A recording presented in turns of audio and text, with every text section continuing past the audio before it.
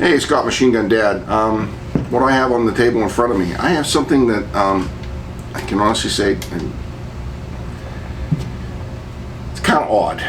This is a PSL, but it's not a PSL that came in from Romania. This was, if you go back a decade or so, there was a time where PSLs came in and then they just stopped coming. So the only thing you would get was a part set. So Nodak spud was making receivers, and that's what this is. This is a Nodak spud receiver. And if you're looking at this, you'll say, well, it looks kind of weird, because it had the guy that had this gun assembled didn't like the PSL stock. He liked the MAK90 stock. So the guy that put it together fitted the MAK90 stock that the customer provided. So I have a Nodak spud PSL with an MAK90 stock. Now I do have the optics, but we're just going to shoot with opens today. I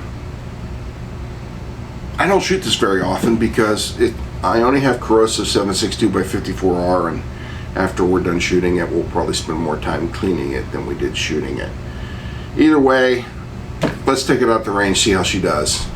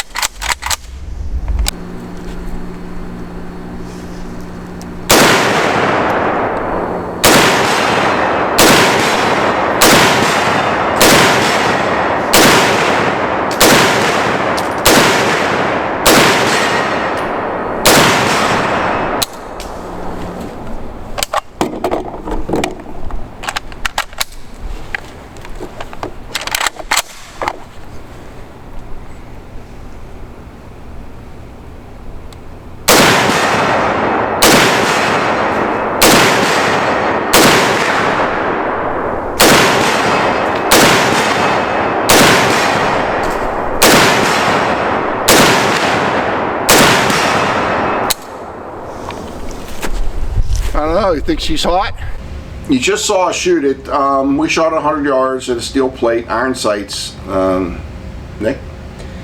This was a very fun shoot. Going into it, I didn't think that I was going to enjoy it that much. I thought, well, it's going to be an AK and 54R and this thumb hole stock. I didn't really enjoy it that much. The way that my thumb sits on it, I got a little bit of a sharp corner in the crook of my thumb. I thought I wasn't going to enjoy it.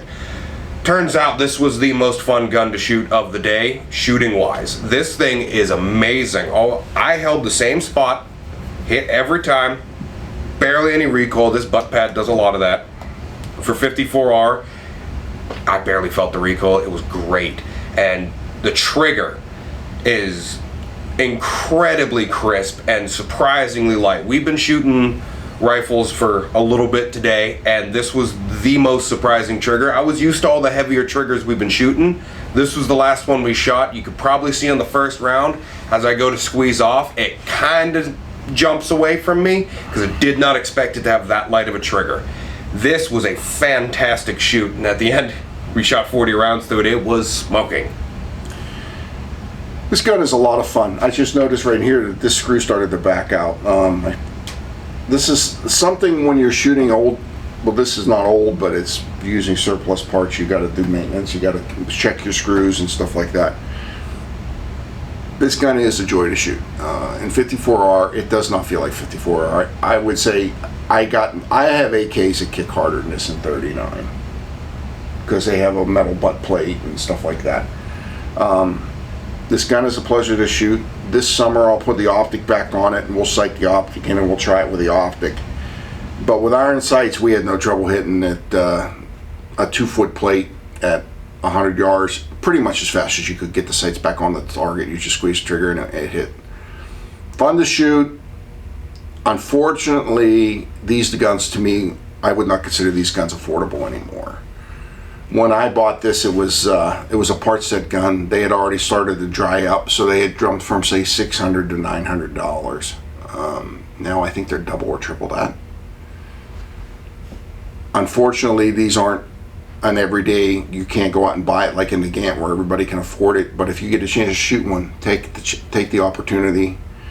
Just promise you'll clean it afterwards, because I'm sure you're going to be shooting corrosive ammo out of it, and it's going to be a bitch because this is a gas-operated weapon. But got to shoot something neat, huh? More than neat. This was great. We'll see you again. Like, subscribe, comment. I do read the comments. Thanks for coming and watching and listening to us ramble. Thank you.